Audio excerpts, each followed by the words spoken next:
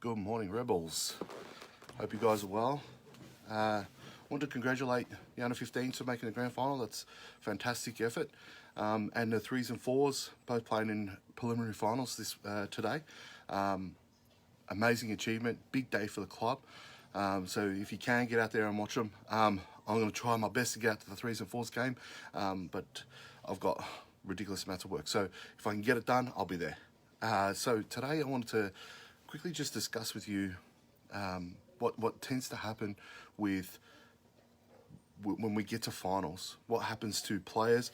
What I've found to be something that chops and changes all the time, and some players do really well under the pressure of finals. Some players don't. Some players see pressure. Some players don't see pressure when it comes to finals. Some players feel like it's bigger than really what it is, and some players don't feel that at all. Some people they just get up and yell, let's play ball. It's what I'm here for. But I wanted to talk to you today about how you can manage that, because when it comes to finals, yes, it's a big deal. And we get cliche and let's stay focused. Let's let it go. It's just another game. But unfortunately, let's be honest, it's not just another game. It's more than that, and it's more than that because it's important to you. And I love that. If it wasn't important to you, you wouldn't feel the adrenaline kicking in when you put your uniform on. The sleepless night you had before, the night before, or the worry you've had throughout the week, and for the anticipation that's building up for you to get out there on a ballpark and play a game. And it can consume you, definitely can. And you can put a lot of pressure on yourself to perform, and it can really bury you in the game. You could be the best player in the team and have had a huge success throughout the year, but then get to a final and struggle and probably be the worst player in the team. So one thing I noticed last week, and this is what I wanted to discuss with you guys, was let's talk about the 3s for an example, because I was at the 3s game last week, and I thought that this was really a good way of understanding it in terms of strengths. When the Footscray they got on top of the 3s really early. They scored a lot of runs, and I think it was like 4 or 5 runs or whatever it was, and they put a lot of pressure on the 3s to come back.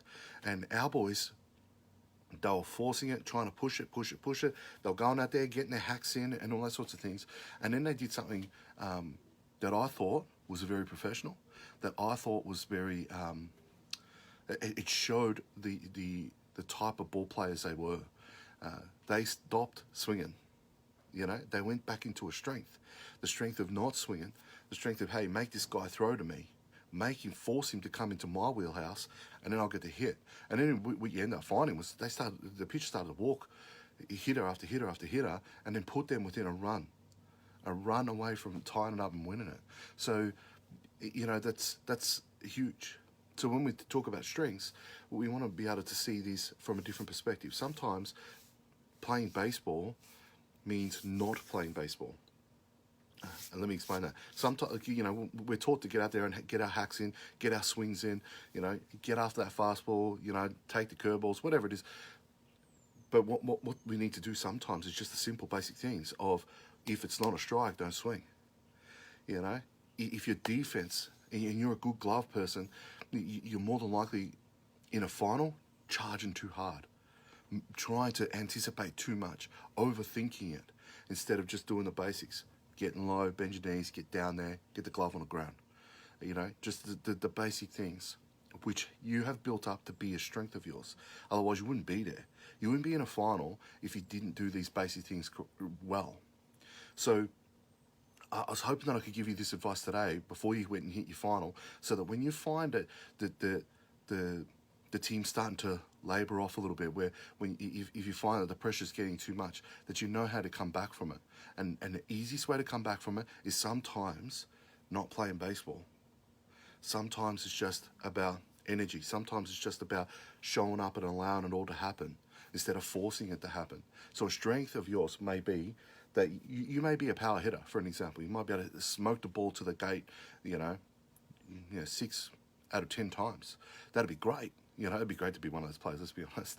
But if you're a constant hitter that gets shots in the alleys and puts pressure on a pitcher all the time to produce, then what can happen to you in the final is sometimes you can come in and go just eager to hit, and all that adrenaline's pumping. And I'm suggesting here today that maybe you need to recognise that the pitcher is probably feeling the same way.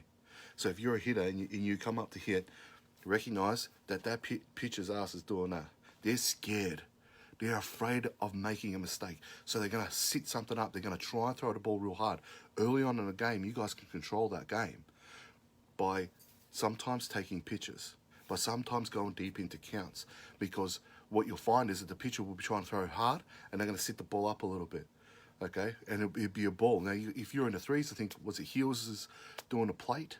So you're going to get a fair zone. If he's there, you're going to get a fair zone, and which means it's not going to be up, it's not going to be down, it's going to be right in the middle.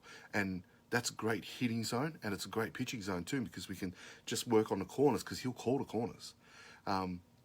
So that's my advice to you, is that your first at bat, dig in, and don't go up there with the intention of just smoking the first pitch. The first fastball you see, trying to smoke it out of the yard. Sit in there and take some pitches. You can create strikes. This is the one thing that I really loved about playing for me, and I did really well, is I created strikes. You know, I don't do that now.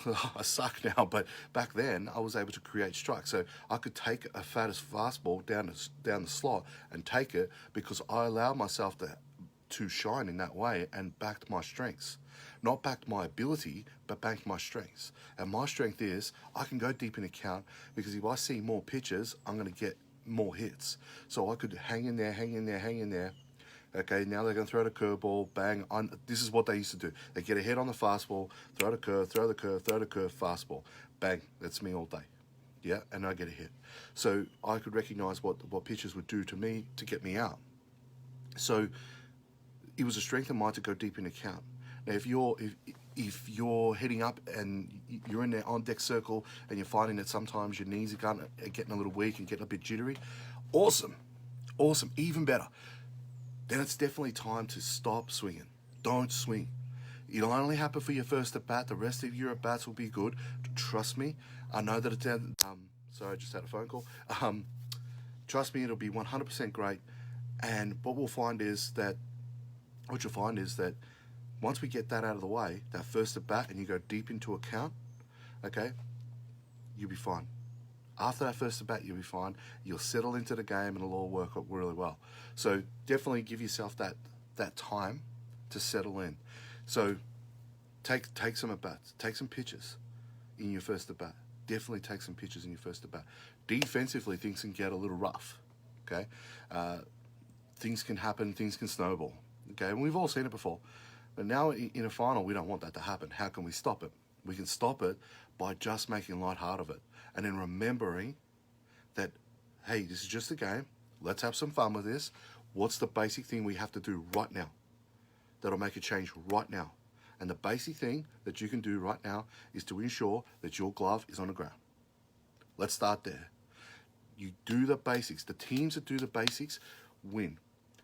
In this league here that all of us are playing in the B and everything below that, is that you find, and this is just what I found in baseball in general, is that teams will have a breakout innings. They only really get one breakout innings. And you're the same. Your teams are the same. They have breakout innings. And when I say breakout innings, I mean, 5+ runs in an inning. And they stack them up. Okay? Sometimes when you're beating up a team, you'll get more than that.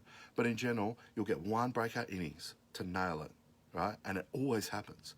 And what I'm suggesting here is that you want your breakout innings to be as deep as you can, to chew up time, to chew up innings, and to chew up pitches, and all that sorts of stuff. And the best way you can do that is to start taking pitches.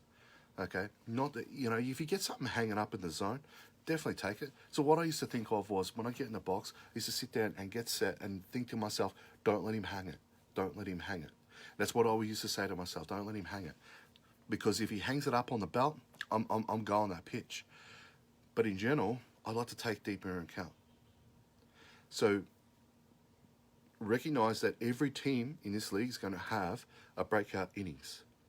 You keep that breakout innings to 2 to 3 runs, you can win the game 100%. 2 to 3 runs in this competition is nothing. You are more than capable. Both those teams are more than capable of scoring multiple breakout innings. So when we look at the Fours last week, they scored like 23 runs. That's massive. That's a serious hiding that they gave Mitchell Majors last week. So recognize that you're good enough. You don't have to prove it. You just have to do it. You just have to show up. You just have to show up with all the... And sometimes you kind of need to sit the passion to the side a little bit so that you can allow your strengths to come out and play. So if you're a good glove person, get that glove on the ground. If you're a good hitter, go in there with the intent of just getting something that hangs up in the zone. Deal with the bad call. It's okay. Deal with the bad call. Don't allow the bad call to affect the way you swing at the next pitch, because that'll hurt. It'll hurt you every time. Deal with the bad call that the umpire gives you, because they're coming. They're going to happen. All right? Because the umpire's doing the best they can. You know, they're not deliberately cheating or anything like that. They're doing the best they can. So deal with the bad call. It's okay. All right? Get after something that's in your control. You took a pitch. Great. Awesome. Let's take more. Yeah. Let's add to that. Let's go deep as we can in the count. First up, your first at bats, I really would hope that you can go to a 2-2 or even a full count, because it'll allow you to settle into the game. If you get up there and swing at the first pitch, your next at bat will be a redemption of the at bat before. And that's a really negative approach. And it happens all the time. And so I'm imploring you just to go up there and take some pitches, eat up some time, eat up some pitches. You've got it. It's there for you. Go and do it, because you'll find that your next at bat will be so much better. And it's not about you being able to, your teams, and this is what I'm saying about breakout innings, it's not about your teams beating everybody up from the get-go. It's about being able to control the game. And when you get control of the game, your breakout innings tend to compile. And instead of just doing one breakout innings of 6 runs, you're doing a breakout innings of 4 or 5, and then you're going one run here, one run here, one run here, one run here. Who wins? You do the math on that. Who wins that? The other team doesn't, let me tell you, because to them, you're always scoring. And it plays havoc on this bit. And then you see their next at bats, they're trying to get everything back with one swing. And that's where we got to be able to deal with. It's okay. They're going to score. The teams are going to score. Nobody in this competition has a 95, 90, 96 mile an hour fastball. They're just going to go and blow everything past the hitters. That's not. This is a hitters competition. So get comfortable with the fact that they're probably going to score, and you get control and can control what you can control. And how you can do that, phone call. Go deep into counts. Do the basic things. Get the glove on the ground. Do the things you do really well. Do the things that you had to do to get to where you are now, to get to that final. And what you've done the whole season is probably wait for a pitch that's up in the zone and let it ride. Get your glove on the ground, make the simple play. One thing that I used to love about, I had this coach, Ray Freeman, I've spoken about him before. He used to say, if you do 100% of the easy plays and 80% of the hard plays, you win. And let me tell you, when I've played with his teams, they're very defensive focused. I found that when we did that, we won. It was never a question, because we're not giving up cheap base runners. We're not allowing hitters to get on base through a mistake. If you had to come up and make a hot play and you didn't make it out, that's okay. Don't worry about it. Don't worry about it. It's okay. You make 80% of the hard plays, the hot plays. Make 100% of the easy ones. Yeah? The only way you can do that is to set up. Your setup is important, so get that glove down. Get yourself in a position where you can see the ball across the ground. Get low. Watch the ball. If you're a base runner and you got speed, take the game on. Own the game. You get on the first, take the base, man. Just take it. You get a good read and you get a good jump, take it. Talk to your coaches. Ask them if this is okay. I really want to take the game on today. Let me go. And in general, most coaches are just going to let you loose. Go ahead. Go and own a game. Go and do your thing. Yeah? And that's what we want to see today. Take the game on. Don't worry about the result, because the result will only ever follow what you do. Okay, if we focus on the action, not the result, we're going to get the result organically. Does that make sense? So today, deep counts first at bat. If your knees are shaky, awesome. Definitely take a deeper bat. Allow yourself to settle into the game. You don't have to win from the first pitch. Not one swing, unless it's at the very end of the game, you will hit a walk-off. Not one swing will win the whole game. So take your time, get settled. And finals, yes, they mean something more. Yes, we need to get focused on what? Get focused on something, the basics. Get focused on taking deep counts. Get focused on taking a pitch that you can't handle, like a curveball that's breaking hard. Or how about this one? This is what I really love about taking pitches early on, is that let's just say the pitcher throws a 25 pitch innings first up, or a 30 plus pitch innings first up. You've just taken 30 pitches off the end of the game, because that guy can't no longer throw as deep as he would. So that means, yes, we may not have scored as many at the start. He's pitched really well. Okay, cool. We didn't score that many at the start. He now can't go and pitch the last 2 innings because he's done. That's our time. That's your time. So you're never out of the game in this competition. That's really what I'm saying here. In this competition, you're never out of the game. So don't get down on yourself. Don't get upset on one error, because one error isn't going to cover it. One error is not going to win it. One swing isn't going to win it, unless it's right at the end of the game. So you're always in it. Take pitches, get deep in the count, especially first up, and let's just see what happens. Trust and back your strengths, not trust and back your ability, because nobody knows what your ability is. It's too hard to gauge what your ability is. But if we gauge what our strengths are, like I hit a fastball up in the zone really well. I hit a curveball down and low, and I hit it bang straight back at the pitcher, and I tend to hit it right up the middle. Beautiful. That's a strength. That's a strength. Hey, you know what? If I'm shortstop, like I always cover, the hole towards third base really well. That's a strength. Okay, back those strengths, support them. So if you cover that side of the field real well, you can play further up the middle to take away the weakness. Does that make sense? You can set yourself up. If you're an outfielder and you're a center fielder, you know that you tend to run forward a lot better than you run backwards, or you read the ball back really well, so you can drop step and get back to that ball really quickly. You know where you can set up. You can play shallow, you can play deeper, whatever it is, and gauge what it is that you do really well, and then go and do that. And if you focus on that, you will win, because you will make 100% of the easy plays and 80% of the hard plays every time. So good luck. Hopefully I can get out there. I hope you guys nail it. It's a big day for the club. Back your strengths, don't back your ability, and it's yours for the taking, definitely. Remember, you're never not in the game. Take care, guys, and go Rebels.